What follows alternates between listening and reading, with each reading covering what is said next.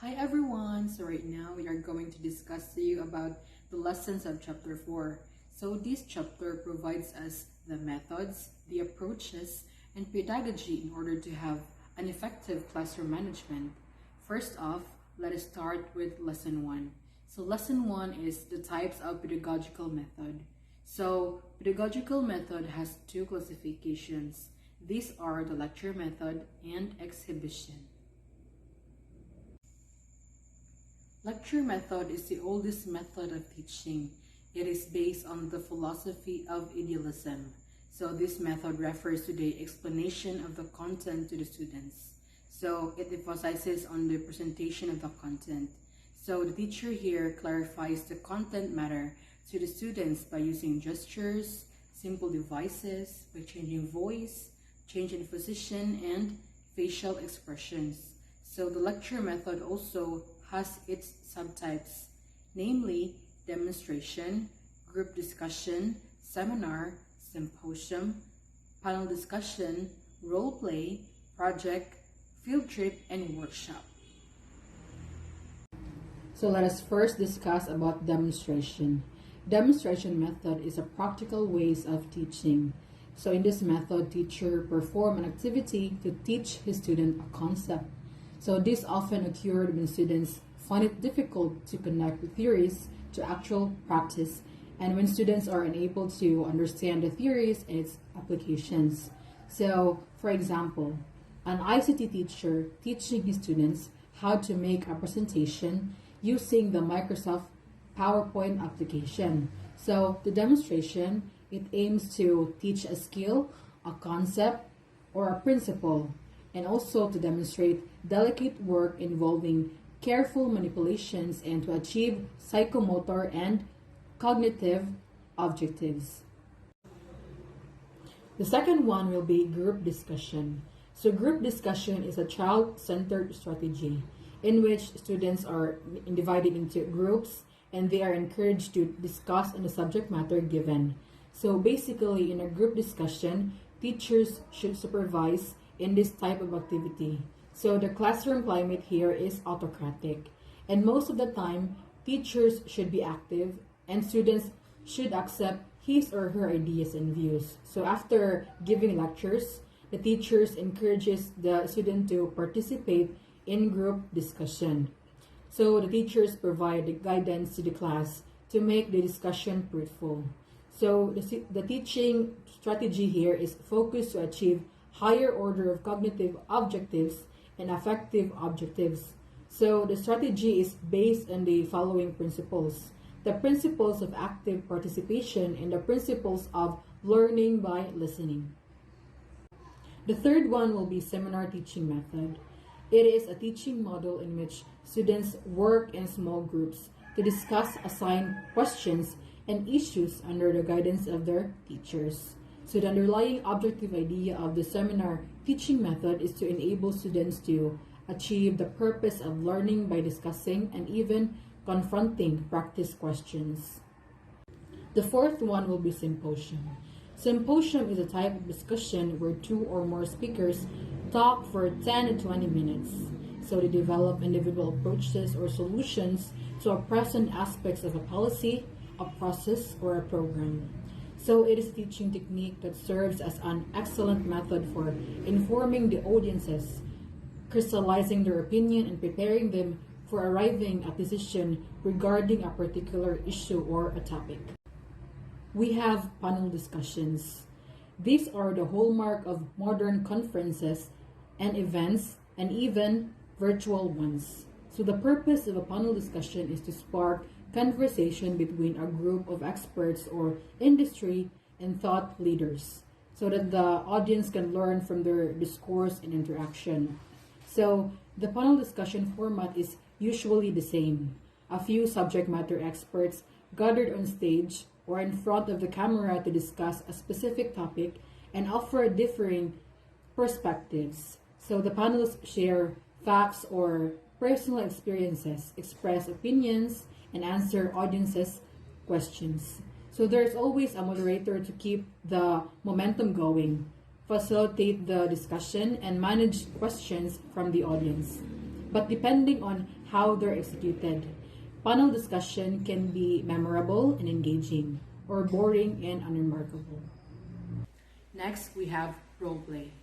Role play is a technique that allows students to explore realistic situations by interacting with other people in a managed way in order to develop experience and try different strategies in a supported environment. So, role play engages students in real life situations or scenarios that can be stressful, unfamiliar, complex, or controversial, and which requires them to examine personal feelings towards others and their circumstances. So, role playing can be effectively used in the classroom to motivate and engage students, enhance current teaching strategies, and then learn skills used in real world situations, which is negotiation, debate, teamwork, cooperation, and persuasion. So, lastly, provide opportunities for critical observation of peers. Next will be project method. So the project method is an educational enterprise in which children solve a practical problem over a period of several days or weeks. So it may involve building a rocket, designing a playground, or publishing in a class newspaper.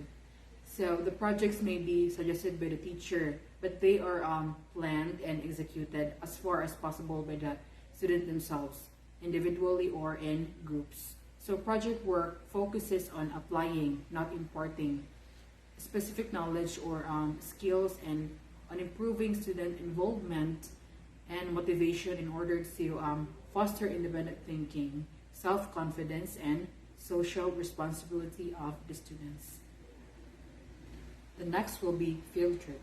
Field trip is an educational procedure by which the learners obtain first-hand information by observing places, objects, phenomena, and processes in their natural setting. So the purpose of field trip is to provide real-life situations for first-hand information and to supplement classes' room instructions and to serve as a preview of a lesson and gather instructional material, to verify previous information, class discussion, and to conclude individual experience, and to create situational teaching for cultivating observation, keenness, and discovery. So we also have to serve as a means to develop positive attitudes and specific skills. So last but not the least, workshop. Workshop is defined as assembled group of 10 to 25 persons who share a common interest or a problem. So they meet together to improve their individual and skill of a subject through intensive study, research, practice, and discussion. So workshop is a meeting during which experienced people in responsible positions come together with experts and consultants to find solutions for the problem that cropped up in the course of their work and they have had difficulty dealing it on their own. So now let's move on to the exhibition. And they have a 6 times block before that. Let's talk about what is exhibition and method learning. For the word exhibition, it is focused on a group of objects and materials. But the advantage here is to inspire the students to learn something like doing things themselves and get a sense of involvement. So now let's proceed with the first subtypes in the exhibition, which is program instruction. Program instruction. According to Susan Markle, year 1969, it is a method of designing a reproducible sequence of instructional events to produce a measurable, consistent effect on the behavior of each and every acceptable student. So meaning they are the interaction between the learner and the program to emphasize in program learning, and each student should progress at his own pace without any threat of being exposed to any humiliation. A heterogeneous class. From the word heterogeneous, it means diverse the character or content. So, next we have computer-assisted learning. First, it is refers to the introduction or remediation presented on a computer. Second, they enhance the teacher's instruction in several ways. And lastly, many educational computer programs are available online for computer stores and textbook companies. In short, computer-assisted learning or computer-assisted instruction facilitates to access the information with infinite patience, accuracy, and provide an opportunity to all learners. And it provides complete individualizing instruction, but the role of a teacher here in the computer-assisted learning is that the teacher will be liberated from his routine duty. So next, micro-teaching. According to Allen and Ear in year 1968, a system of control practice that makes it possible to concentrate on specific teaching behavior and to practice teaching under control condition.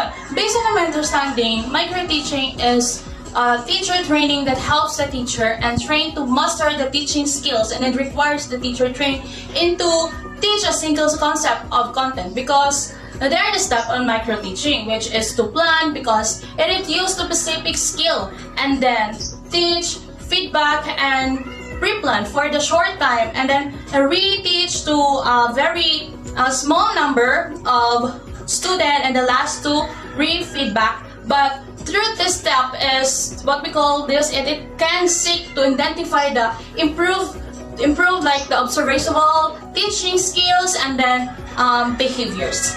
And that's it. So next is problem-based learning. Student-centric instructional strategy where students collaboratively solve problems and reflect on their experiences. So for me, it is an inquiry based on method of instruction that guided students to solution of the real-world problems through cooperative group work and builds critical thinking skills. But the good thing here is all information needed to solve the problem is not given initially.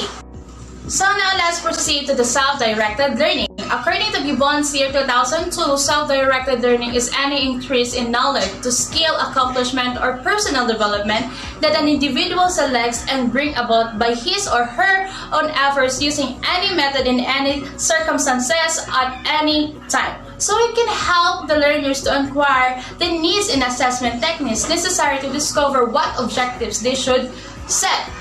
And last but not the least is simulation. Simulation is a role-playing where the process of teaching is displayed artificially and an effort to practice some important skills of communication is made. So the teacher and the student simulate an actual life situation or a person actual role, but the advantage here is no risks involved, and it is requires the teacher to be an active participant in the process, and also students are not expected to identify the group time and the follow. So that will be all. Thank you.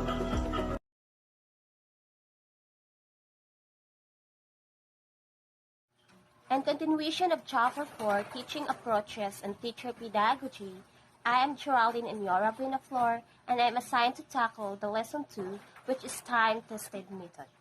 When we talk about time-tested method, it's having effectiveness that has been proved over a long period of time. The first one is the inductive method, also called indirect instruction. The inductive method is used when the role concepts, principles, facts, or generalization is simple enough such that pupils can state them by themselves after observing and comparing examples or situations. The learners are more engaged in the teaching learning process with our facilitating skills. The learners formulate the generalization or role. Learning become more interesting at the outset because we begin with what to know. One is the deductive method, referred to as direct instruction. The deductive method is the reverse of the inductive procedure. This method is much simpler than inductive method and takes less time. It facilitates the solutions to some problems by using truths or rules established by others. Teachers tells or chooses directly what he or she wants to teach. One is type study method. A typical case is taken for detailed examination. This type study method, a typical case, thoroughly and in detail so as to make the concept gathered as basis for comparison in studying case.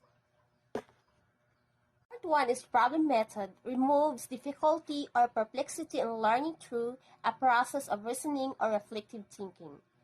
And problem solving, method children learn by working on problems. This enables the students to learn new knowledge by fusing the problems to be solved. This method helps in developing brainstorming approach to learning process. There are three types of problem-solving method. The first one is mental, second is symbolic, and the last one is the real. When we talk about mental, it focuses on contemplative, reflective, academic, reconstructive, and imaginative learners. When we talk about symbolic, it focuses on a written language, drawing, modeling, and constructing solutions. Real method for the root word real, which means occurring as fact. This method occurs when the teacher tests the student's knowledge by having their quiz to test if the students is really understand about the subject matter. And of course, a real method is for this one. You are preparing your students in the real world situation. So we have here 5 functions of the method of teaching. First is it train learner in reasoning. So the ability to reason has a fundamental impact in every student's learnings. To learn from the new information, the new ideas, the new thought as well, because a reasoning skills is how to determine students and how they comprehend and evaluate the every learnings. As second is we have a it provide practical knowledge and skills for this one. So these functions acquired day by day process or hands-on experiences such as building something or exploring, and it helps learners to be more independent thinkers that they can solve their own problems as well. For the third, we have here it develops a proper thought habit, enabling the learner to meet the exigencies of life. For this one is you are trying to measure the student's capacity in good reasoning for them to be nurtured and develop or enhance their skills.